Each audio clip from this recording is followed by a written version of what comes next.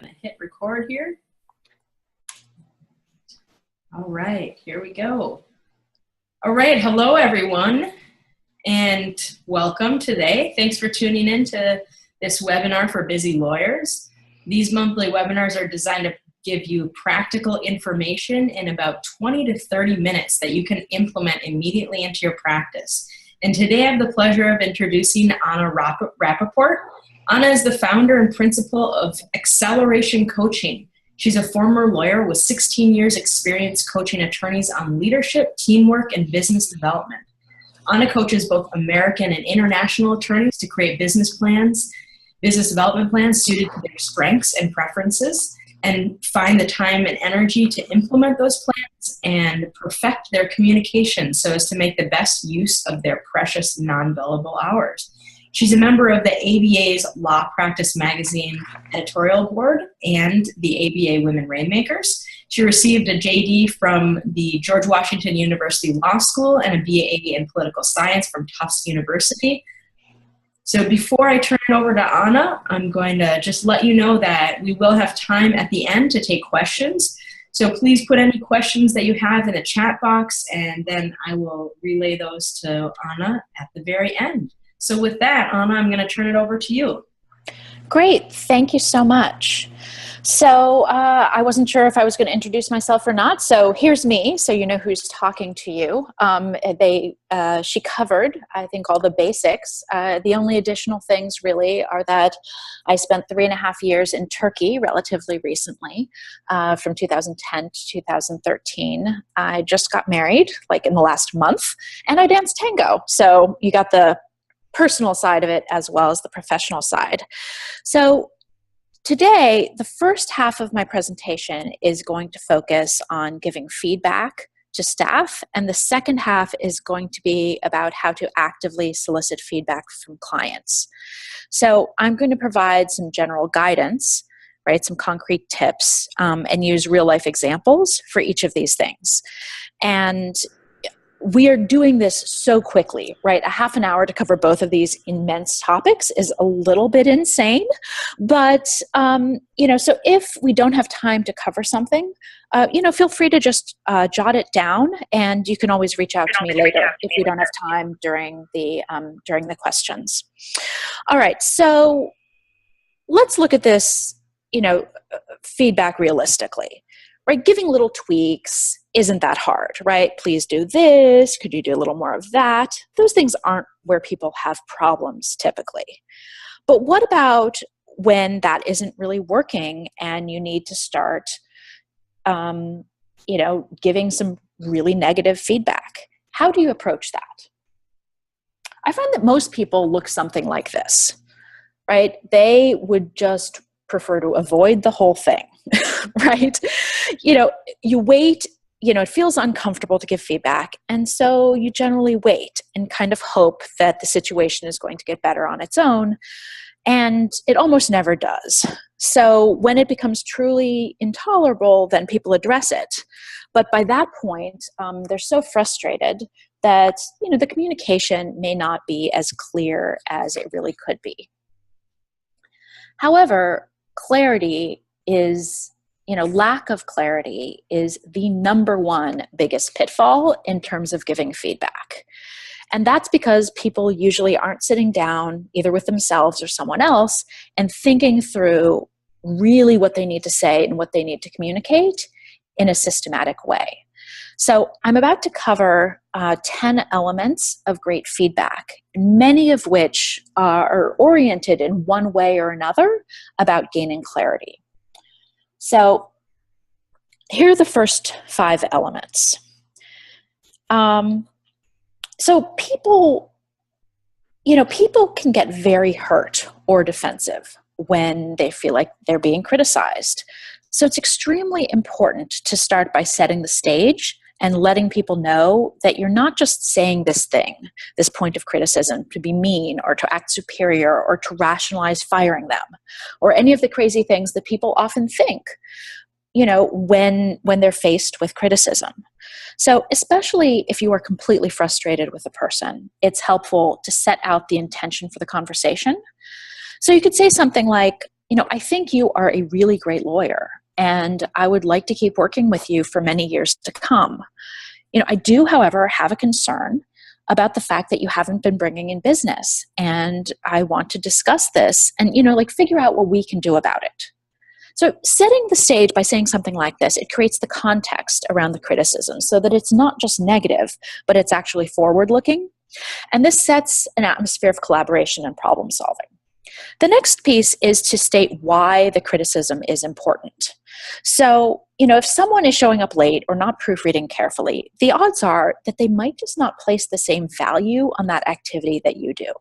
So even though it may seem blatantly obvious, it can help to state explicitly why you think this thing is important. So for example, right, it's important for you to proofread more carefully because even though it's true that I will probably catch most of the errors when I read it, I find it very distracting, and then it requires me to review the document multiple times, which, is a waste of time and a waste of money for the clients. The next piece is specifics. So when trying to get someone to change their behavior, it's important to give really clear examples.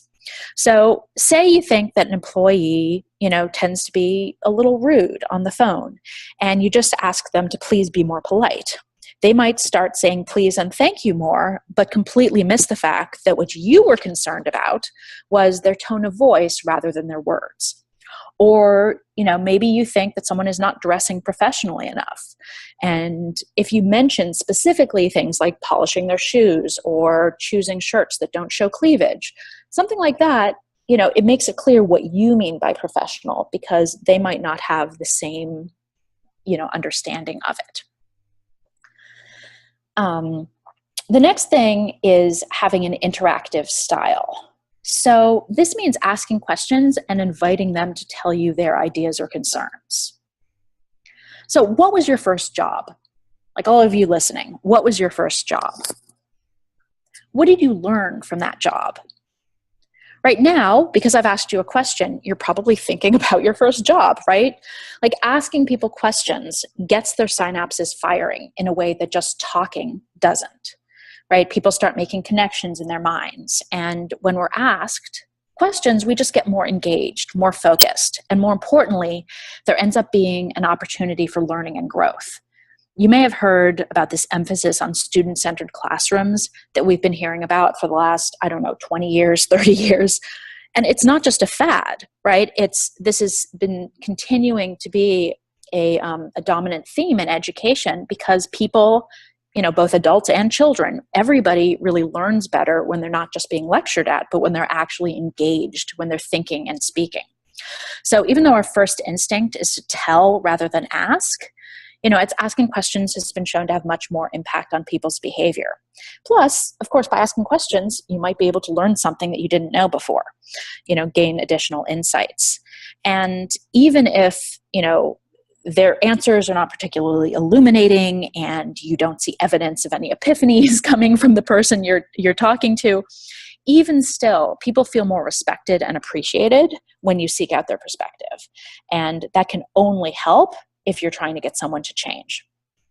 The fifth element, the final one on this slide, is deadlines and follow through. And I think that's pretty self-explanatory, but it's really important to mention because people almost always neglect to do that, to create a deadline by which something needs to happen or, some sort of method for which you will have follow through other than, another performance review in another 6 months or another year, which in most cases is not remotely adequate.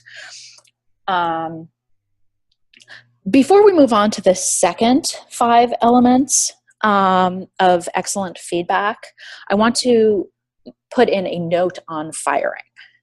So it doesn't have to look like this. Because, like the thought of taking away someone's livelihood or even just rejecting someone in that way is often seems to people kind or callous. Right? Some of you may have been raised in families like mine where the parents were both in unions and they had a lot of judgments about those consultants who would go around advising companies on how to increase profits by firing employees. right? In my house, those people were viewed as the height of evil. However, having worked with numerous managing partners in small firms as well as larger firms, in addition to also working with lawyers and other people who have been fired or who are trying to change jobs, it's abundantly clear to me that keeping someone on who's not a good fit for a particular job, it's not just that it's harmful to the bottom line of the firm or for morale, which obviously it is, but it's also not good for the individual. So getting fired from a job is often the impetus people need in order to find something that's a better fit for their temperament or their skills. So while we think of firing very often as looking like this, giving someone the boot, it can actually look more like this, really providing someone with a choice. And, from which point, they can make, they can choose whatever path is more appropriate for them. So, if you create clear standards for someone, it's a matter of letting them know that if they really want to stick around, they need to meet those standards. So firing someone, or it's not always literally firing, it can be sort of helping people move on, it can look more like that.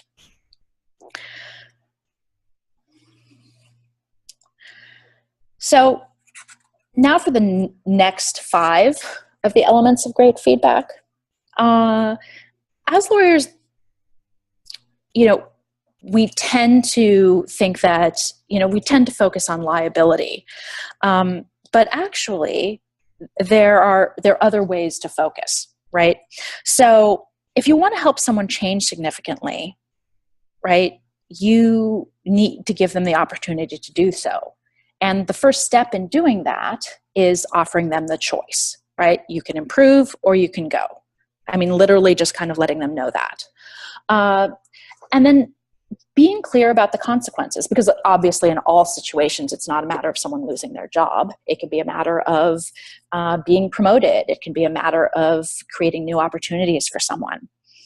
But when you want someone to create a significant behavior change, it's really important that the onus be on them, that you can provide the resources, you can create clear standards, but it's up to them to step up. The next piece is neutrality. So it's important to be okay with their choice. So this isn't really about the words that you use. It's more about your demeanor and attitude. So trying to put aside whatever judgments you may have. If they decide to go, it's okay. It's not a failure on their part. It's like a romantic breakup. Sometimes people are good people and they're just not the right fit. The final piece is putting aside, like trying to create a culture where there's not so much judgment or shame. So a lot of people are wired in such a way that they have trouble believing that they are capable of changing. But if you present change as something that's natural, everyone has something they can work on, it creates an atmosphere where it's not that they are bad and wrong, but it's where they can choose for things to go differently if they want it to. So let's look at an example of what this might look like. So in particular, so we're going to look at this with regard to an attitude problem, which is one of the most intractable management difficulties. So in this example, right, which is a real life example from a client. So Jody has been your assistant for 4 years. She is competent and does what you request of her, but she always does the minimum. She does not show enthusiasm, independent thought, or take initiative. A year ago, she finished a master's degree, and you believe she wants a more intellectually stimulating career, but she's having trouble finding opportunities with equivalent compensation than she makes currently. So you are moving up you are moving up in your career and need an assistant who is an A player. And Jody is a B minus, like maybe. So you've been giving her mediocre performance reviews and you told her that things need to improve, but they just haven't been improving. So how are you going to let her know that you are really serious and she will really need to improve or get out? So here's some examples, like sample language. So setting the clear intention. I like you and I want you to have a great life and a great career. I know I haven't been totally happy with your job performance in the last year, and I get the sense that you would rather be doing a different kind of job. So we need to figure out what we can do here because it seems like neither of us is getting what we want professionally. What are your thoughts about this? So the person may respond in a way that's totally meaningless, or you may be able to have a dialogue, but at least you've opened the door, so it's a possibility. You want to give them a choice, right? As you know, I'm growing my practice and expanding the firm, and I need an assistant who's focused, energized, and wants to be here helping me with these goals. So the question is, are you willing to work at a new level and really invest in this job? In this scenario, when asked point blank if people want to keep their jobs, they're almost always going to say yes, if for no other reason, because they think it's the safest answer. In a minute, we'll talk about how to try and get a more substantive answer. But for the moment, so assuming the person says yes, you're like, okay, wonderful. So setting the stage in terms of, removing judgment, reducing shame. Like, you're not treating them like they're bad. You are treating them like yourself, like someone who's growing and improving. So one of the reasons my practice is growing is that I am always looking for ways to improve. And the way I see it, no matter how good we are, it's always possible to get better. So what about you? What could you do to change or to improve or do differently going forward that could make you 10% more helpful to me? Right? They may or may not have any answers at the moment, but either way, you create some sort of structure for follow-up, right? Because it's not on you for them to tell them exactly each little tiny thing they should be doing. Because the issue is motivation, you really need to put it on them for them to start manifesting some form of initiative and focus. So you can give them some sort of deadline. Okay, let me know by Friday some ideas, and then we'll discuss them. Things like that to put the onus on the other person and get them more engaged. So given that the choices in this situation, very often people say, yeah, I'm interested in improving, when really they're not. To some extent, that's helpful simply because the person now is on notice that they're going to need to seriously seek another job. So in that sense, it can also be useful. But if what you want is for them to really come back to you with a strong, clear choice, you can set it up so that they can think about it. And so that they have a sense of what they can expect of you if they decide to leave, right? It's not a matter of saying, okay, you want to leave? Fine, 2 weeks notice. I mean, you could do that, but probably no one's going to choose that, right? So you can let them know that they can take a few days, and if you're ready to work at a new level here with me, let me know if you're ready to work at a new level or if you want to find a new job. And I'm fine with whatever you choose. And then make sure that they know that they can expect good references from you. You can give them flexibility to go on interviews. You can give them X number of months. I mean, you can create a structure so that this is not an insane thing to do, so that a logical human being who knows that they don't belong in this job will be able to focus and move on. Okay, the next piece is getting feedback from clients.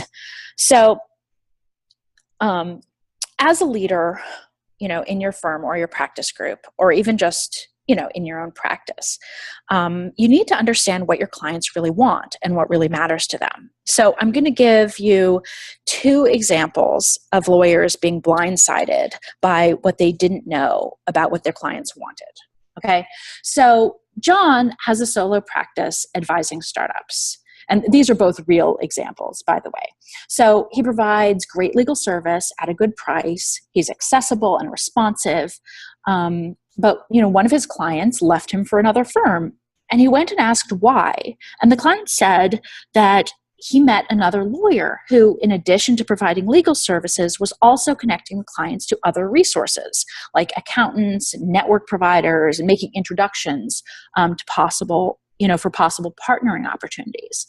So that client felt like the other lawyer was more helpful and more invested in his startup. So needless to say, my client was shocked because he could very easily have been providing that kind of resources. Another example is from a big firm. So that firm had a client that they had had for 20 years. Right? The general counsel of the company was good friends with the partner who managed the account. Right? It had every appearance of being a completely solid client relationship. But the firm was interviewing all of their major clients to get feedback. And so they went ahead and included, that firm in that initiative. And what they ended up learning was that the general counsel, right, despite playing golf, with the partner, he was actually concerned because even though he thought the service partner was wonderful, he the guy was also old and he was going to be retiring soon. And the general counsel was concerned about who was going to replace him. So the general counsel had actually been starting to think through how to start shopping around for alternative firms, right? Just to make sure their bases were covered and they had options, right? The part that's really crazy about this whole thing is that the firm had already chosen a successor who had started shadowing the partner and was developing relevant relationships. However, somehow that information had not been conveyed to the general counsel. So there are things like this, things where it wouldn't even be that difficult to kind of fill in the gaps, but because people are unaware of the gaps, they're not doing it. So these are the kinds of reasons that it's absolutely critical to talk to clients and get feedback. Because as much as we think we know what other people are thinking, or we think we know what they want, the truth is we just don't know until we ask. And that knowledge, it's the key to keeping clients happy and having a thriving practice. So what we're going to look at is an interview format. So I'm going to provide a quick guide to getting useful feedback. And while I'm going to focus on getting feedback from clients, the truth is the same kinds of structures can be used to get feedback from your staff, your partners, your spouses, right? This is an exercise that's applicable basically anywhere in your life for personal growth, professional growth, leadership development, improving family relationships, pretty much anywhere. So obviously I'm going to be framing it in terms of client kinds of relationships, but just keep in mind that you can use it other places. Obviously, like instead of saying I'm working on being a better partner, or I'm working on, providing better service to clients, you say I'm working on becoming a better partner or a better leader in my community or spouse or whatever. But other than that, it's basically the same structure. So here are my recommendations for an interview format. First of all, you choose 10 clients. Obviously you can expand this later, but 10 is going to be enough of a sample that you can get a pretty good idea of whatever issues or concerns people may have, and you're going to start to see patterns. The next is you set the stage. Like when you talk to them, you set the stage and explain your goals. Like you want to explain that you're committed to excellence and that you would like to hear their perspective. On one hand, it may be obvious to do this, but there's all kinds of surveys you get from different companies that seem to have kind of wacky agendas. They want you to evaluate their customer service people. You're like, are you going to fire this person if I say bad things? It's hard to know what people want sometimes with feedback. So just being clear that just human being to other human being, I want to make you happy and provide good service, help me do it. Just stating it clearly is helpful.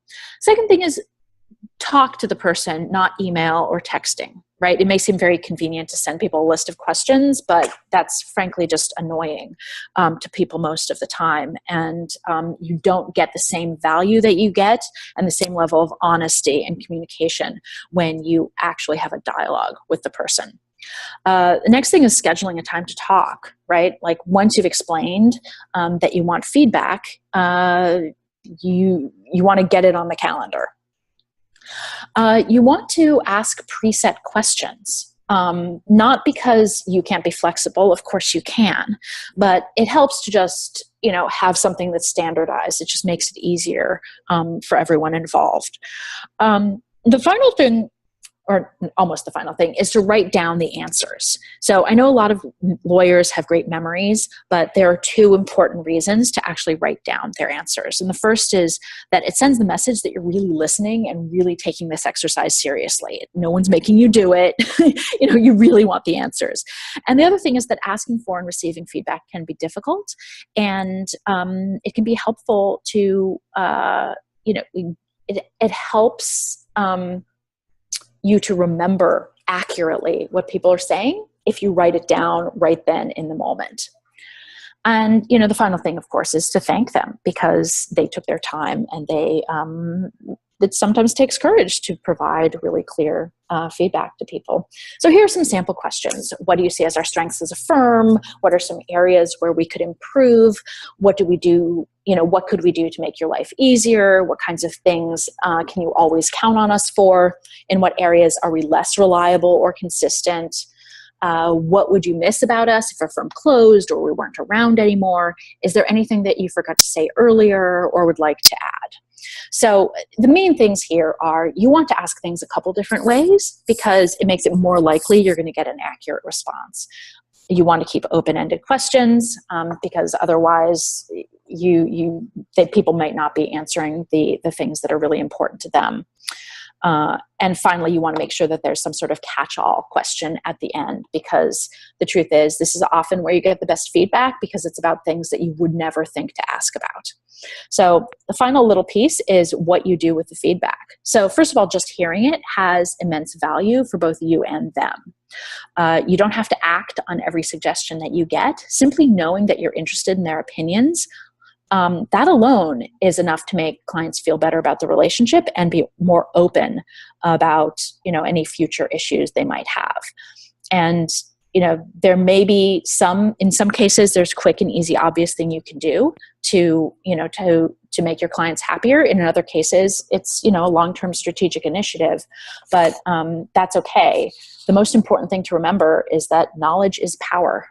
So, once you have the knowledge, you can choose to ignore it, which in some cases is appropriate, or you can choose to act on it in some way, but it's up to you.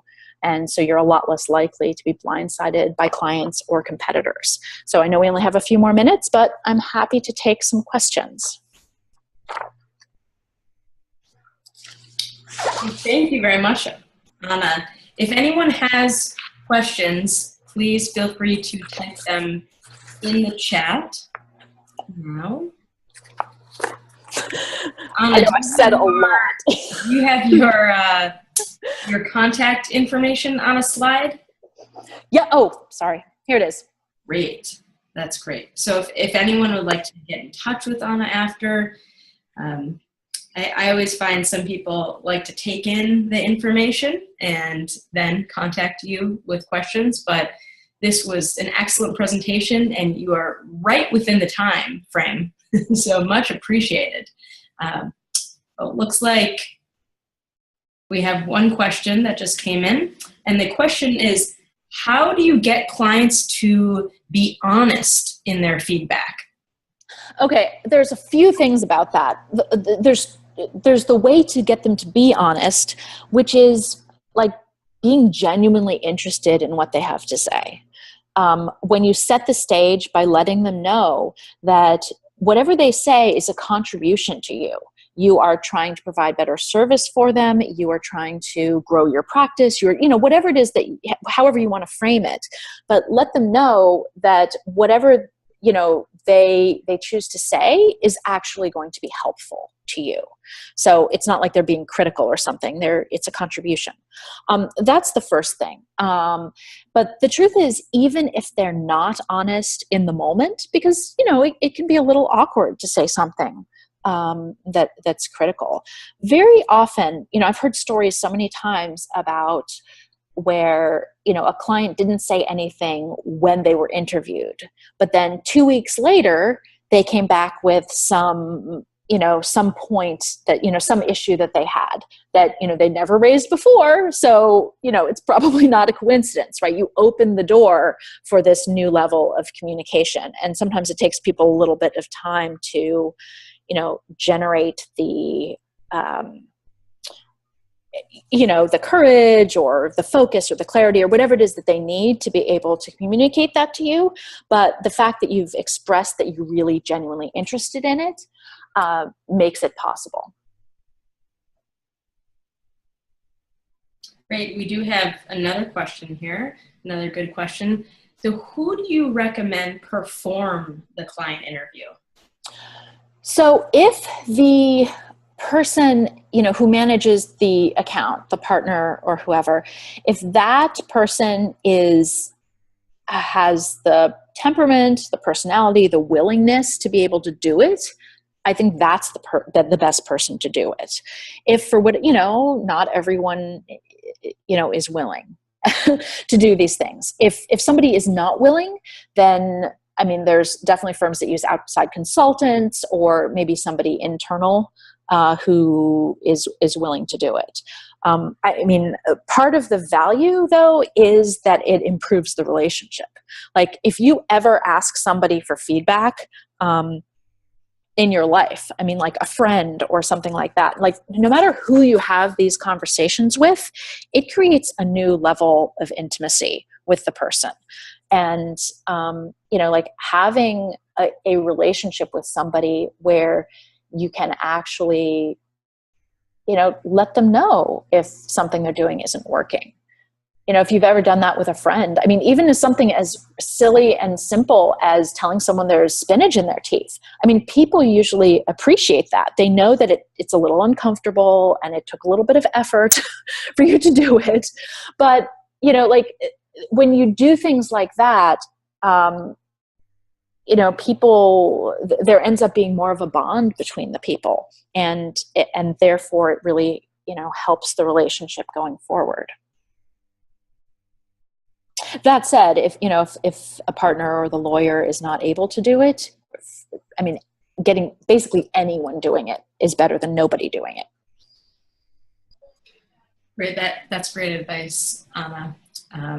If anyone has any other questions, please input them now. Looks like we don't have any other questions at this time. So I do want to thank Anna for sharing her time and her advice with us. We will provide a recording and the slides on our website at masslomap.org. You can mark your calendars for next month's webinar. Chelsea Lambert will speak about word power tools for lawyers. And by the way, if you're going to be in Boston tomorrow and Friday, we have our annual super marketing conference. If you want more information, feel free to let us know. But thank you very much, Anna. And it looks like we've got some good feedback here. Very helpful, people have said. Thank you very much. So we very much appreciate it. And thank you all for tuning in. You're welcome. It was a pleasure to be here.